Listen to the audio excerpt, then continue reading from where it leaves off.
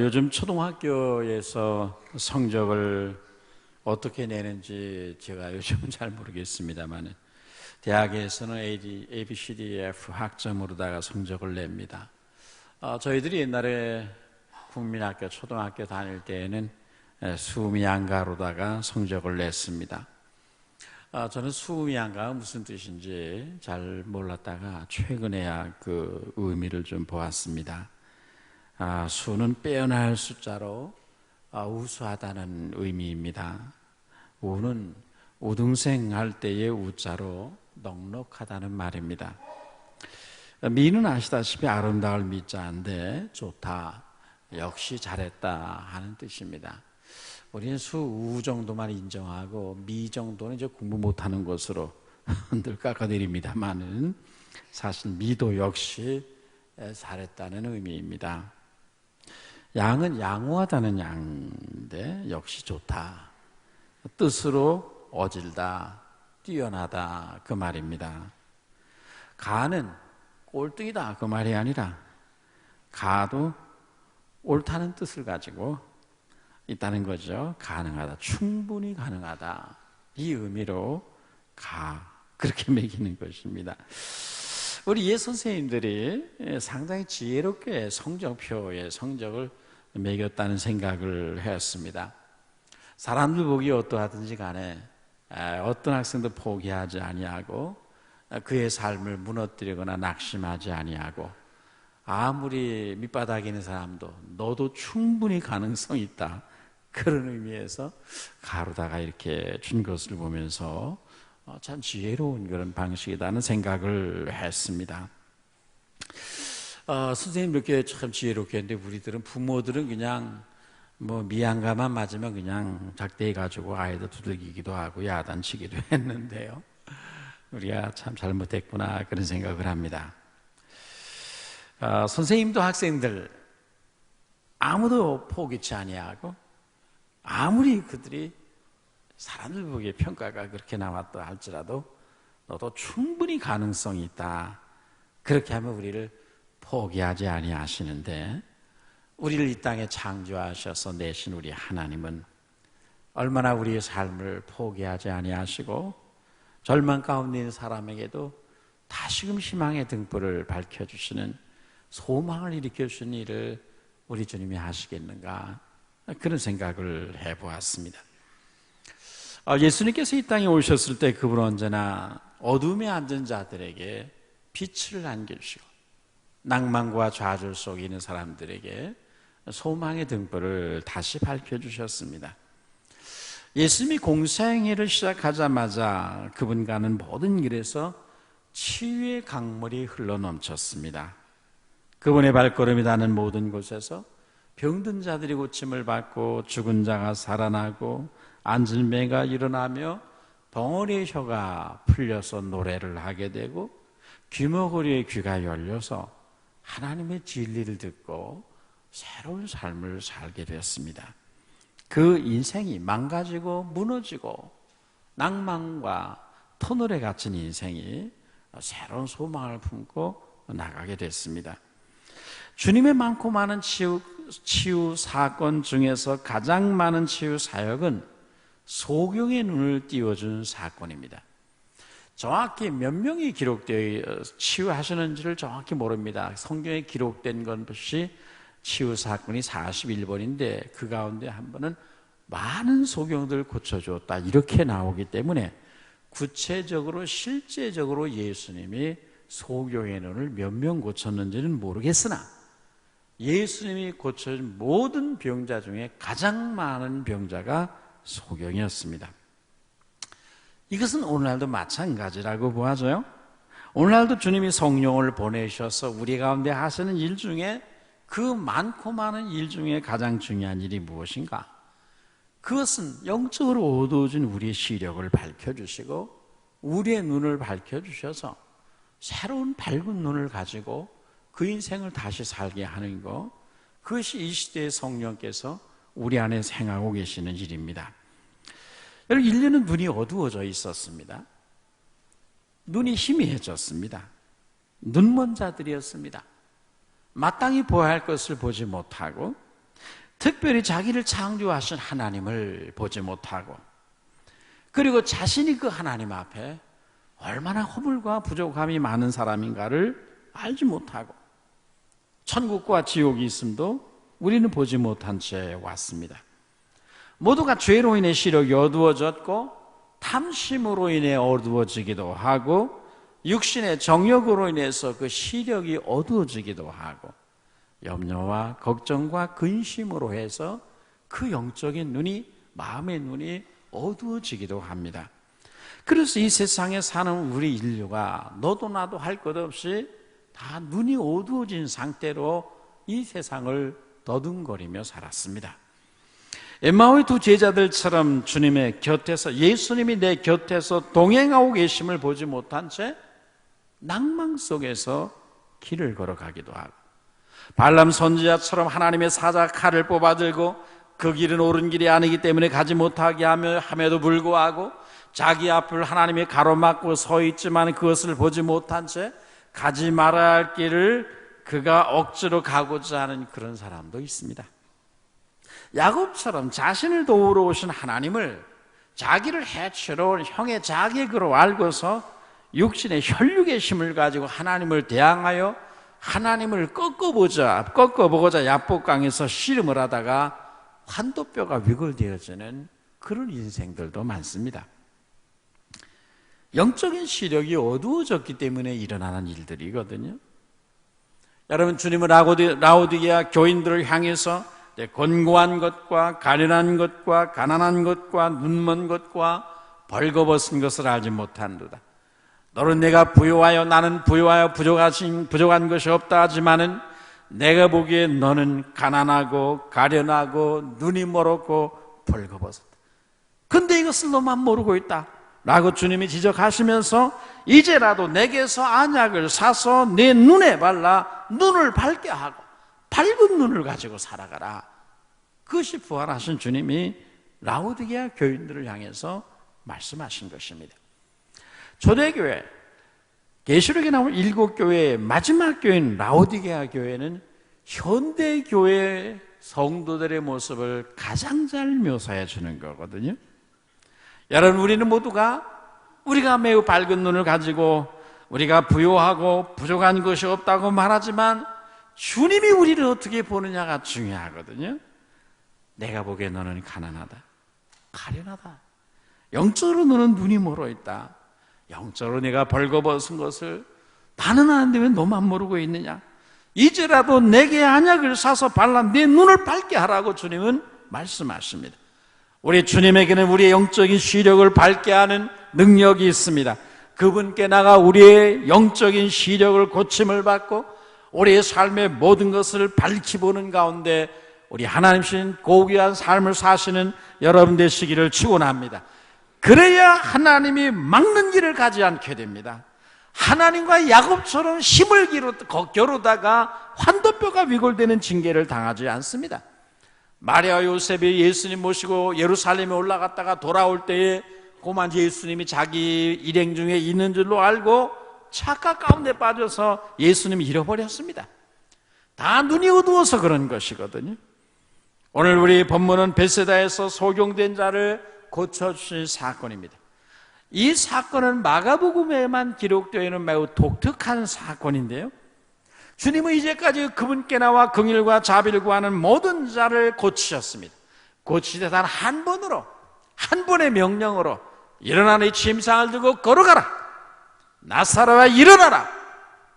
그리고 주님께서 말없이 베드로의 장모의 열병이 있는 걸 알아는 것을 보시고 만지심으로, 그리고 가까이 오지 않았어도 믿고 집으로 돌아가라, 네 딸이 네 하인이 고침을 받았다고 명령하심으로 고쳐주셨습니다.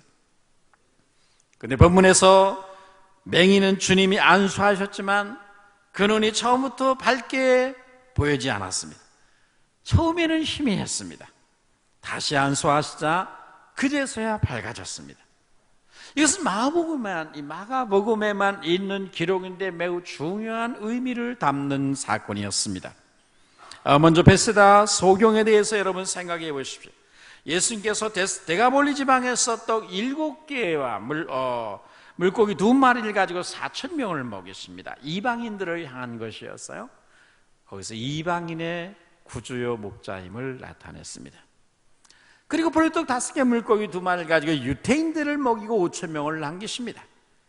이 사건들은 모두가 예수님이 유대인과 이방인 모두의 구주가 되고 모두의 목자가 된다는 사실을 계시하신 사건이었거든요. 이 사건 후 예수님께서 배를 타고 건너편 베세다 지역에 도착을 했습니다. 그때 사람들이 맹인한 사람을 데리고 예수님께 나와 그분의 손을 대주기를 구했습니다. 그 맹인을 데리고 예수께 나온 사람들은 믿음의 사람들이었습니다. 그들은 비록 이 사람이 소경이라도 예수님 나사렛 예수라는 이분이 이 사람의 눈에 손을 어루만지기만 하셔도 대기만 하셔도 이 사람의 눈이 떠질 것이라고 하는 믿음을 가지고 이 소경을 데리고 예수님 앞에 나왔고, 그리고 예수님께 이 사람의 눈에 손을 좀 얹어달라고 요청을 하게 되었습니다. 그러나 그 맹인 자신은 믿음이 없었습니다. 아주 연약하고 그리고 희박한 사람이었습니다. 소경고지 바디메오는 예수님이 지나가신다는 말을 듣자마자 다윗의 자손 예수여 나를 불쌍히 여기소서, 당신은 하나님이 약속한 메시아 다윗의 자손입니다라고 그를 소리소리 그 이름을 불렀습니다. 그런데 이 맹인은 예수께 대한 아무런 고백이 없었습니다. 이 사람의 이름도 나타나지 않습니다. 그는 단지 다른 사람들의 믿음에 이끌려서 그곳에 나왔을 뿐입니다. 그는 주님의 치유에 대한 어떤 기대나 믿음도 보이지 않았던 사람이었습니다. 그는 일생을 어두운 가운데 갇혀 캄캄함 속에서 보낸 사람이었습니다. 그런데 주님이 그 어두운 가운데 갇힌 인생의 빛을 찾아주십니다. 그의 눈을 어루만져 주셨습니다. 기적이 일어났습니다. 그래서 눈이 떠지기 시작을 했습니다. 여러분은 예수 그리스도의 기적을 믿으십니까? 하나님의 기이한 섭리와 그리고 도우심을 기대하며 사시기를 주의 이름으로 축원합니다. 왜냐하면 하나님이 살아계시기 때문입니다. 하나님의 약속의 말씀이 오늘날 폐기되지 않았기 때문입니다. 그분은 오늘도 살아계시고 그분의 약속의 말씀은 결코 땅에 떨어지지 않은 영원 불변한 약속임을 믿으시기를 바랍니다. 그래서 모든 희망이 다 사라진 곳에서도 우리는 하나님을 바라보고 하나님의 말씀을 붙잡고 하나님께 구할 수가 있습니다. 주님은 오늘도 우리 가운데 살아계십니다. 그래서 그분이 살아계시고 그분의 약속이 불변하시기 때문에 그분의 임재가 있는 곳에는 오늘도 영적인 눈이 떠지는 역사가 일어나고 병든 자가 고침을 받고 귀신들이 쫓겨나고 망가지고 무너지고 깨어진 인생들이 새롭게 회복되는 역사가 일어나게 되는 줄로 믿습니다. 이 주님의 역사를 부인하면 그는 주님과 그분의 말씀을 진정으로 믿는 것이 아닌 것이죠. 이제 우리는 두 번째로 이 맹인을 어떻게 예수님이 고치셨는가를 좀 보도록 하겠습니다. 주님은 먼저 그의 손을 잡아 이끌고 마을 밖으로 나가시게 됩니다. 그를 데려온 사람들에게 이 사람 좀 데리고 마을 밖으로 나가라 그렇게 명한 것이 아닙니다. 예수님이 친히 맹인의 손을 잡고 마을 밖으로 데리고 나가셨습니다. 지금까지 이 맹인에게는 인도자가 없었습니다. 이 소경에게는 그의 손을 잡아주고 인도할 목자가 없었습니다. 그런데 이제 생전 처음으로 이 주님이 이 소경의 친절한 인도자가 되어 사랑의 손으로 그의 손을 이끌어 주셨습니다. 왜 마을 밖으로 가셨을까요? 주님은 언제나 사람들을 대하실 때 군중으로 대하지 않습니다. 개인적 관심 속에서 그를 만나주시고 인격적 관계 속에서 그의 문제를 해결해 주십니다. 수많은 병자가 몰려온다고 해서 말씀 한마디로 여기 있는 병자들 다 나을지어다 이렇게 말씀한 적 없습니다. 한 사람 한 사람 일일이 손을 얹어 고쳐주십니다. 개인이 예수님의 사랑을 느끼게 하시고 개인이 인격적 관계를 맺는 방식으로 해서 예수님이 언제나 그분의 치유를 이루어 주셨다는 말이죠. 이것은 오늘날도 우리에게 마찬가지입니다. 주님은 그렇게 하심으로 치유 자체뿐만 아니라 그분께 나오는 모든 사람들이 주님을 개인적인 사랑과 개인적인 긍휼과 개인적 능력을 각자가 개인적으로 체험하도록 그렇게 만드시거든요. 우리 한 사람 한 사람을 향한 주님의 개인적 관심과 사랑이 얼마나 큰 것인가를 말해주는 것입니다. 우리 주님은 한 번도 여러분을 공동체적으로 그냥 단체로다가 다루지 않습니다. 여러분의 인격을 존중하고 각자 개인의 체질과 기질을 아시기 때문에 각자의 마음의 상처와 인생의 아픔을 아시기 때문에 개별적으로 다루신단 말이죠. 이것을 통해 우리는 우리 주님의 나를 향한 개인적인 사랑을 알게 되고 그분의 나를 향한 뜻이 얼마나 귀한 것인가를 깨닫게 되는 것입니다. 그것이 예수님이 사람을 다루시는 방법입니다.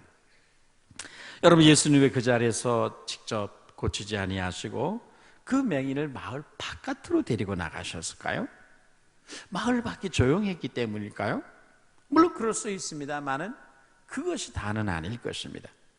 주석가들은 이 문제를 벳세다 사람들의 영적인 상황과 연관시키고 있습니다. 주님은 항상 생명의 능력을 나타내실 때 그분이 하시는 기적과 역사에 대해서 냉소적인 자세를 취하는 사람들, 불신앙적인 자세를 취하는 사람들을 배제시켰습니다. 여러분 아는 대로 마가복음 5장 35절 이하에서도 주님은 야이로의 딸이 죽은 것을 살리실 때 그를 예수님이 잔다 말씀하시니까 차단이 죽은 사람처럼 차단이 하며 비웃고 냉소적인 사람들을 방에서 내쫓아버렸습니다. 믿음의 사람들이 기대감이 충만한 가운데서 주님이 그 이적을 행하셨습니다. 여러분 지금 이 맹인을 만난 벳세다 지방이 어떤 곳입니까?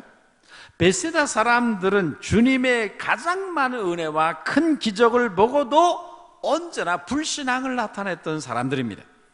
그래서 예수님께서 화 있을진저 벳세다야, 너에게 행한 모든 권능을 두로와 시도로에서 행하였다면, 이방인 지역에서 행하였다면 그들은 벌써 베옷을 입고 제앉아 회개했으리라.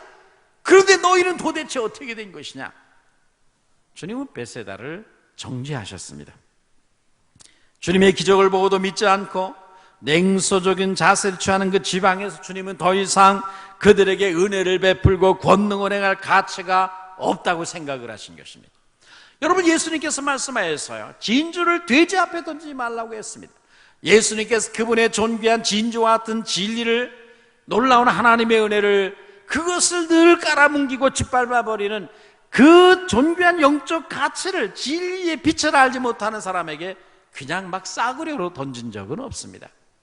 사모하는 사람들, 부스러기 은혜라도 주십시오 라고 말하는 사람들에게 주님이 은혜를 베푸셨지, 아무나 에서같이 팥죽 한 그릇만도 그렇게 못 느끼게, 그렇게 주님의 직분, 주님의 은혜를 함부로 경히 여기는 사람들에게 주님이 존귀함을 부여한 적이 없습니다. 여러분, 그래 주님은 맹인을 마을 바깥으로 데리고 나가십니다. 주님의 은혜 역사들을 믿지 못하는 사람에게서 이 사람을 분리시키는 것입니다. 여러분 주님의 기적을 보고도 믿지 못하고 여러분이 그분의 행하시는 일들을 비난한다면 여러분은 여러분의 생전에 우리 주님이 하시는 기이하고 놀라운 은혜스러운 역사들을 경험하지 못할 것입니다. 여러분은 항상 늘 은혜를 사모하며 늘 새 일을 행하시되 새로운 방식으로 역사하는 이 주님의 기이한 역사를 기대하며 그것을 사모함으로 말미암아 여러분의 생애 속에 하나님의 기이한 은혜들이 흘러들어가는 그런 역사가 있게 되기를 축원합니다. 세 번째로 여러분이 주목해야 될 것은 우리 주님이 하신 점진적 치유의 방식입니다. 주님은 맹인을 마을 밖으로 데리고 나가셔서 침을 발라주시고 그의 눈에 손을 대서 어루만지셨습니다. 마가복음 7장 31절에서 귀먹고 벙어리 된 자를 고치실 때에도 벙어리 된 자의 혀에다가 침을 뱉어 그의 혀에 대고 열리라, 에바다라 명령하셨는데 그때도 그리고 지금도 침을 바르셨습니다. 왜 침을 바르는가? 물론 저도 모릅니다. 그 사람에게 그 행동이 필요했기 때문입니다. 확실한 것은 주님은 그 수많은 병든 자들 고치시면서도 단 한 번도 동일한 방법으로 병든 자를 고친 적이 없습니다. 이건 놀라운 일입니다. 여러분, 하나님은 지난 7년 동안 가나안 정복 전쟁을 치르면서 30명이 넘는 왕들의 목을 베십니다. 30명이 넘는 30종족 이상의 족들을 멸해버리십니다. 그런데 놀라운 것은 단 한 번도 동일한 방법으로 승리를 주신 일이 없다는 것입니다. 어떻게 그것이 가능해요? 하나님은 천지전능하십니다. 그분은 무궁무진합니다. 그분의 지혜와 지식과 방법은 무궁무진합니다. 그분은 결코 인생이 아닙니다. 그분은 전능하신 주 하나님이십니다. 그런데 인간은 항상 새 일을 새로운 방식으로 이루시는 하나님을 자기 경험 안에 가둡니다. 자기의 지식 속에 가두고 자기의 생각의 틀 속에 하나님을 가두기를 좋아합니다. 그래서 하나님을 제한시킵니다. 하나님의 크신 역사를 경험하지 못하고 하나님의 새 일을 거스리고 성령을 대적하게 되는 것입니다. 여러분, 이제까지 여러분의 생애 속에서 여러분의 신앙 경험과 여러분의 신앙 지식, 손바닥만한 여러분의 한 지식을 가지고 하나님의 역사를 제한하고 여러분 정죄하고 판단하지는 않습니까? 주님의 능하신 손이 여러분의 지성과 감정과 의지를 밝혀주셔서 우리 하나님의 가시니 끊임없이 행하시는 새롭고 그리고 새로운 놀라운 일들을, 새 역사들을 언제나 바라보고 찬미할 수 있는 그런 여러분 되시기를 축원합니다. 주님은 이번에 그의 눈에 침을 바르시고 안수하셨습니다. 그리고 무엇이 보이느냐 질문하십니다. 그러자 맹인은 말하기를 사람들이 보나이다. 나무 같은 것들이 걸어가는 것을 보나이다라고 대답을 했습니다. 예수님, 뭔가 보이기는 보이는데 분명하지가 않습니다. 사람들이 지나가는 거고 나무 도막이 지나가는 것과 같습니다. 그냥 희미하게 보입니다. 그렇게 대답을 한 거죠. 여러분, 이것만도 놀라운 것입니다. 일평생 빛을 보지 못하고 아무것도 보이지 않던 맹인이 이제 사람들이 희미하게 나무 토막이 걸어가는 것처럼 지나가는 것처럼 보인다는 이 자체만 가지고도 굉장한 것입니다. 혁명적인 기적입니다. 얼마나 놀라운 것이겠습니까? 이것만 가지고도 맹인은 만족할 수 있습니다. 그러나 주님은 그것을 원하지 않았습니다. 그의 형편을 확인한 예수님은 다시 그의 눈에 안수했습니다. 그러자 놀랍게도 이번에는 그의 눈이 완전히 밝아졌습니다. 모든 것을 밝히 알게 되었습니다. 여러분, 주님은 단 한마디의 말씀과 단 한마디의 명령과 단 한 번의 터치를 통해서, 안수를 통해서 능히 소경을 눈을 뜨게 할 수가 있습니다. 여러분 믿습니까? 죽은 지 나흘이 된 나사로를 향해 나사로야 나오라고 명령할 때에 나사로가 벌떡 일어나 나왔습니다. 이 소경의 눈을 명령 한마디로 떼는 것. 38년 된 병자를 향해서 네 침상을 들고 일어나 걸어가라 한마디 하니까 38년 동안 누워있던 사람이 벌떡 일어나는데 속에 뭐가 문제겠습니까? 그런데 왜 주님은 그렇게 한 번으로 명령하지 아니하시고 한 번 터치하지 아니하시고 한 번 말씀하지 아니하시고 왜 다시 또 안수하시고 다시 손을 대셔서 그의 눈을 완전히 밝게 하셨을까요?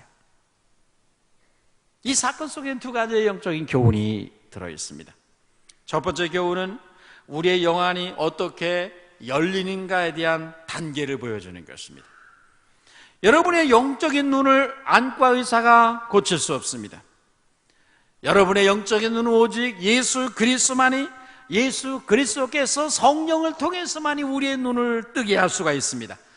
청년 사울의 눈을 아나니아의 안수를 통해 성령의 충만이 임하자 그 눈에서 비늘 같은 것이 벗겨졌던 것처럼 우리 주님의 안수가 필요합니다. 하나님의 성령의 기름 부으심이 필요하다 말이죠. 그분의 사랑을 체험해야 되고 그분의 손이 여러분의 영적인 눈을 터치해 주셔야만 여러분은 밝은 눈으로 모든 세계를 볼 수가 있습니다. 그런데 여러분, 한 번에 우리의 영적인 눈이 다 밝아지는 것은 지금 아니라는 거예요. 처음에는 마치 나무가 걸어가는 것처럼 그렇게 희미하게 보였습니다. 모든 것이 희미합니다. 영적인 세계가 희미하게 나타났습니다. 성경의 진리가, 기이한 진리가 다 밝아집니까?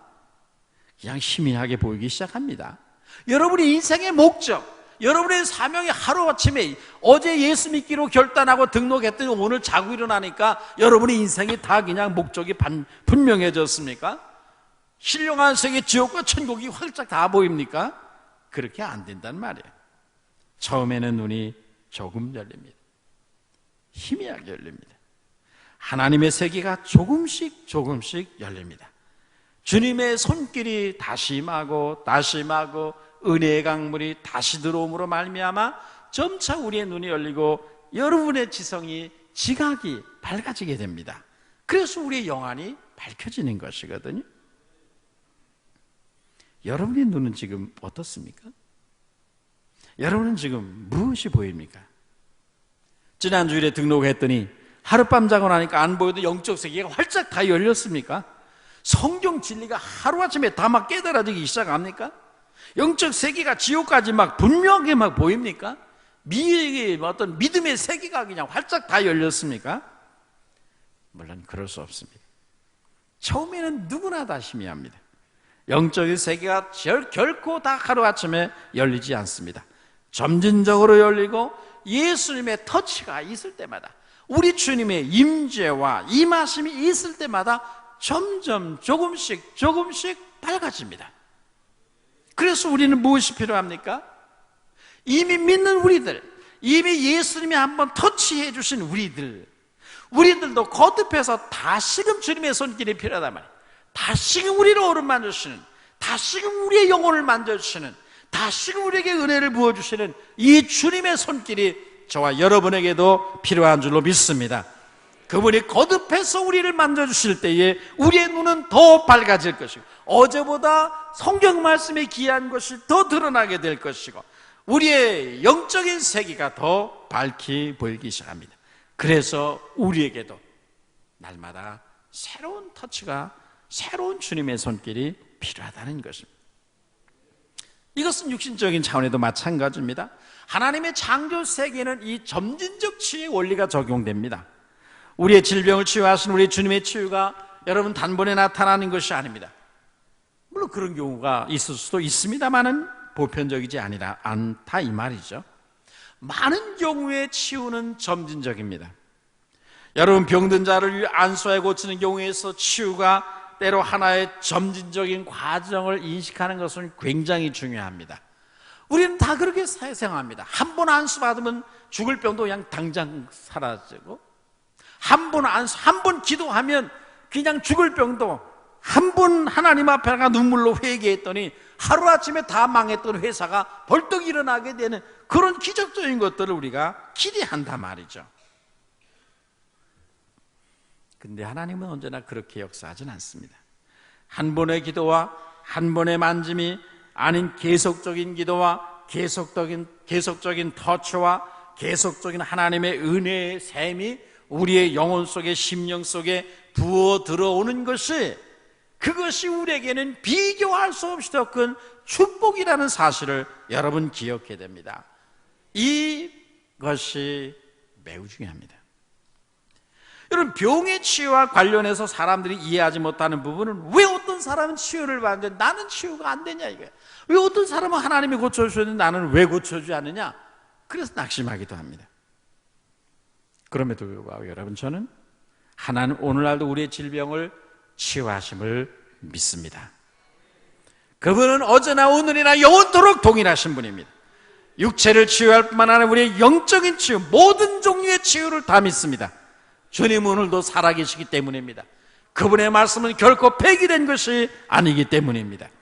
하나님 오늘도 기적적인 즉각적인 치유도 행하실 뿐만 아니라 때로는 점진적인 치유도 행하신다는 것을 믿으시기를 축원합니다. 하나님의 창조 세계에는 언제나 이 점진적인 치유라는 것이 있습니다. 여러분, 의사가 환자의 배를 가르고 맹장이나 암덩어리 병든 부분을 제거합니다. 그리고 다시 꿰맵니다. 그렇다고 해서 그 의사가 환자의 살을 다시 붓게 합니까? 아닙니다. 의사는 단지 수술 부위를 꿰맸을 뿐입니다. 수술 후에 그곳에서 치유의 과정이 진행되고, 그래서 세포가 재생되고, 세포와 세포가 서로 결합되고, 상처가 아물고 흉터가 지워집니다. 이것은 의사가 하는 것이 아닙니다. 내 안에서 하나님의 치유 역사가 점진적으로 역사하도록 하나님이 창조세계에 그런 원리를 넣었단 말이죠. 신비한 일이죠. 하나님이 이런 점진적 치유를 하실 때 자연적인 치유 속에서 우리는 초자연적인 하나님의 치유의 손길을 볼 수 있어야 합니다. 이것이 눈이 열린 사람입니다. 여러분, 영적인 영역도 마찬가지거든요. 어떤 때는 부흥회나 치유 집회나 기도회에서 단번에 질병이 치유되기를 저도 원합니다. 저도 바라요. 그런데 어떤 때는 한 번의 기도로 낫지 않습니다. 계속해서 안수하고 또 기도하고 또 중보기도 하고 그러다 어느 순간에 그 질병이 몸에서 사라져버립니다. 그런 경우가 더 많습니다. 계속해서 기도하고 또 안수하고 계속해서 중보하고 또 선포하고 그다음 빛이 계속 그 영혼에 들어갑니다. 주님의 밝은 빛이 그 생애 속에 계속해서 들어가고 주님의 은혜의 담비가 물방울이 계속해서 한 방울 한 방울 더 들어가면 어느 순간에 그 질병이 밀려나갑니다. 어둠의 세력이 꺾입니다. 어둠의 악한 병마가 그 몸 안에서 빛에 의해서 밀려나갑니다. 이것이 하나님의 점진적 치유의 방식이거든요. 그러므로 한 번의 기도나 한 번의 안수나 한 번의 믿음의 선포로 인해서 병이 고쳐지지 않았다고 해서 여러분 실망하지 않기를 바랍니다. 계속해서 그리고 또 구해야 됩니다. 주님, 우리가 계속해서 그분의 손길을 갈망하고 또 사모하기를 원하십니다. 그래서 때로는 즉각적인 치유와 회복을 경험할 뿐만 아니라 때로는 그분의 사랑으로 점진적인 치유를 통해서 더 놀라운 은혜를 경험하는 그런 여러분 되시기를 축원합니다. 여러분, 왜 우리 주님께서 그런 일을 하셨을까요? 두 번째 이유는 인격적 관계를 갖기 위함입니다. 한 번의 기도로, 한 번의 안수로, 한 번의 명령으로 너 일어나라 해서 일어났다면 좋겠죠. 뭐 얼마나 좋겠어요. 우리 주님 전능하신 분입니다. 능히 그렇게 하실 수 있습니다. 그런데 문제가 있습니다. 만약에 우리가 한 번만 기도하면 주님이 우리를 당장에 벌떡 일으켜 세운다면, 우리가 회사가 다 무너지고 망했을 때 하나님 앞에 나가 한 번만 회개하고 살려다가 기도하면 하루아침에 회개가 다시 회사가 일어난다면 우리 어떻게 될까요? 예수 똑바로 믿을 사람 하나도 없습니다. 여러분, 모든 사람이 주님을 인생의 해결사 정도로 압니다. 마치 자동 판매기에 돈을 넣고 누르기만 하면 캔커피가 나오고 콜라가 나오듯이 예수님을 그저 문제 해결사로 그냥 자동 기계처럼 생각하고 그분을 이용하게 됩니다. 그러나 주님은 우리들에게 단지 해결사가 되기를 원하시는 것은 아닙니다. 그 이상을 원하십니다. 그분은 우리의 구원자요, 우리의 친구요, 내 인생의 주관자요, 사랑의 목자로서 우리와 매우 친밀히 인격적으로 교제하기를 원하십니다. 주님은 인격적 사랑의 관계를 원하시는 것이거든요. 여러분, 단 한 번의 기도로 여러분의 인생의 문제가 해결되면 어떻게 될까요? 그리고 인격적 관계는 성숙해 나가지 못합니다. 단 한 번의 기도로 여러분의 질병이 다 떠나버리면 어떻게 될까요? 이 땅에 예수 버릴 사람 수없이 많습니다. 기도원에 가보십시오. 태반의 병을 고쳐달라고 와서 부르짖고 있습니다. 여러분, 가장 인생의 문제를 끌어안고 거기 와서 통곡하고 눈물 흘립니다. 그들 중에 죄송하지만 태반은 믿음이 없는 것 같아요. 기도하면 기도원에 가서 기도하고 안수받으면 나는다는 말 듣고 왔습니다. 예수님이 누군지도 잘 모르는 사람도 거기 태반이에요. 그런데도 엎드려 와서 살려달라고 부르짖습니다. 그런데 한 번 기도하자마자, 한 번 안수하자마자 즉각 나으면 어떡할까요? 그들은 믿음의 자리에 나가지 못합니다. 예수님과의 인적 관계가 형성이 안 됩니다. 나으면, 한 번의 기도로 나으면 다음날 다 짐 싸가지고 내려옵니다. 옛 생활로 돌아갑니다. 예수님과의 인격적, 개인적 사랑의 관계가 발전되지 않는단 말이죠. 그래서 비록 조금 좀 우리가 힘들더라도 계속해서 하나님을 기도하게 하시고 또 기다리게 하시고 또 말씀을 듣게 하시고 또 기도를 받게 하시고 또 하나님 앞에 사모하게 하시고 또 엎드리게 하심으로 말미암아 그런 과정을 통해서 우리와 주님과의 관계가 더 깊어지고 더 믿음이 더 생겨나게 되고 우리의 자아가 깨어지고 우리의 교만이 부서지게 만듭니다. 내 안에 있는 신령한 지식이 자라나고 믿음이 자라고 영적인 성숙으로 나아가도록 만든단 말이죠. 주님을 닮아가게 해요. 우리의 삶의 문제를 갖고 기도하는 동안에 우리의 믿음이 더욱 성장하고 그분의 뜻을 알아가고 영성이 깊어지고 예수님을 늘 가까이 우리 곁에 모시는 삶을 살게 된다는 거죠. 그러게 이것은 한 번의 기도로 되면 그런 일이 안 일어난다는 거예요. 주님 오늘도 이 관계를 여러분에게 요구하시는 거예요.